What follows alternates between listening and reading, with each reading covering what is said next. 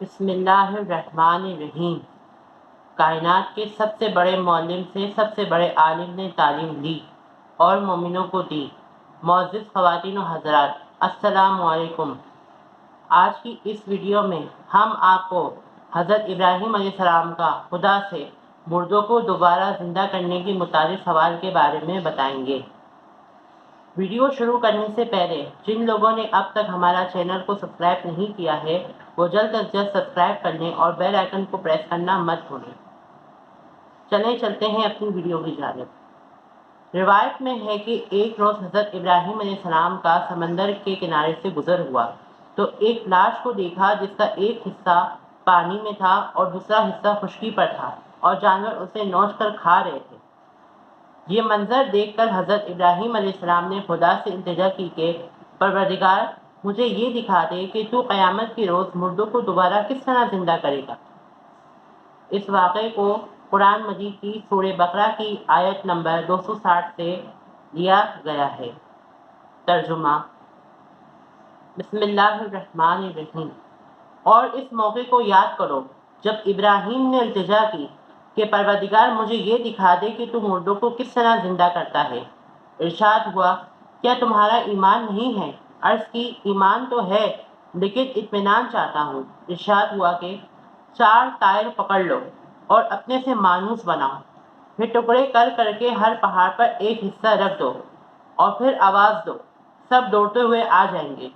اور یاد رکھو کہ خدا صاحب عزت بھی ہے اور صاحب حکمت بھی۔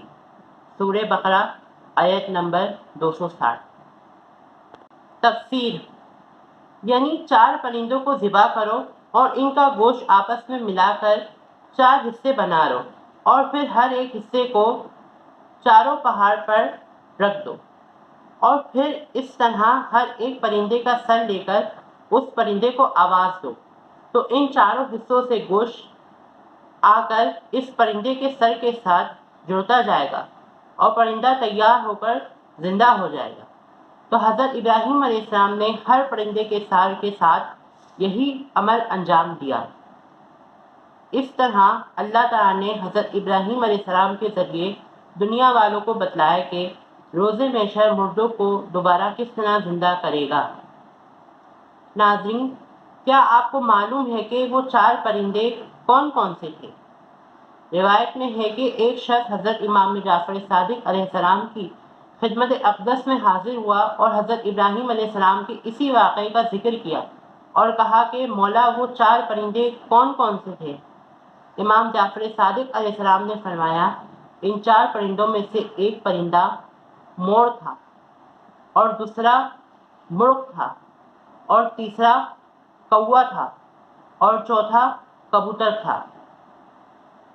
علماء دین نے اس بات پر مزید غور کیا کہ آخر یہی پرندے حضرت ابراہیم علیہ السلام نے کیوں لیے۔ پھر اپنے علم و ذہانت سے دریافت کیا کہ ان چاروں پرندوں میں سے مور غرور و تکبر کی علامت ہے، مرغ شہوت کی علامت ہے، کوا لالچ کی علامت ہے اور کبوتر رنج و رغبت کی علامت ہے، اور یہی پرندے پنجتن پاک علیہ السلام کے ماننے والوں میں سے ہیں۔ اس لیے حضرت ابراہیم علیہ السلام نے ان 4 پرندوں کا انتخاب کیا۔ ناظرین، یہ تھا حضرت ابراہیم علیہ السلام کا خدا سے مردوں کو دوبارہ زندہ کرنے کے متعلق سوال اور اس کا مکمل واقعہ۔